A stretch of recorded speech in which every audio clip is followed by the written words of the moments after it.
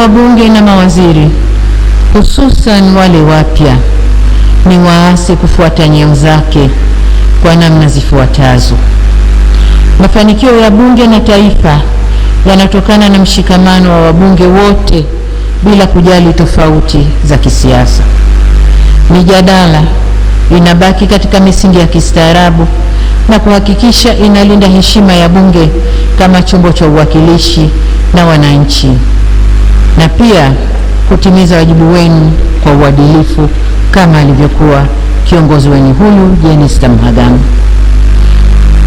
Waheshimiwa na wanafamilia, nihitimishe hotuba yangu kwa kusema tunamshukuru Mungu kwa mchango mkubwa wa marehemu Jenista katika maendeleo ya jimbo lake, chama chetu, serikali na taifa kwa ujumla.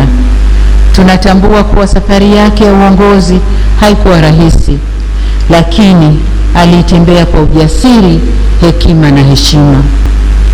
Leo tunapomuaga kuelekea katika makao yake ya milele, tunabaki na kumbukumbu za tabasamu lake.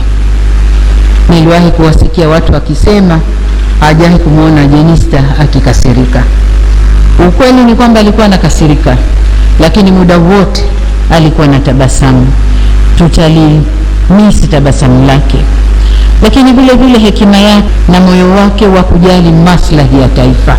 Na hapa nataka nipige mstari, moyo wake wa kujali maslahi ya taifa.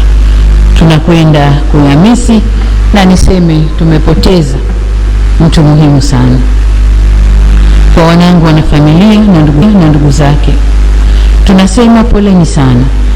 Taifa lote lipo pamoja nanyi katika kipindi hiki kigumu. Tunawaombea faraja, nguvu na amani kutoka kwa Mwenyezi Mungu. Kwa Wanaruvuma na Wanaperamiho, tunawapa pole kwa kupoteza tumaini lenu. Mwenyezi Mungu awape faraja. Kwa mdogo wangu Mheshimiwa Jenista Mhagama, lakini kabla yeye, kwa Mheshimiwa Spika na wabunge wote ikiwemo wana CCM wenzangu, niseme tumeondokewa na tuweni pole.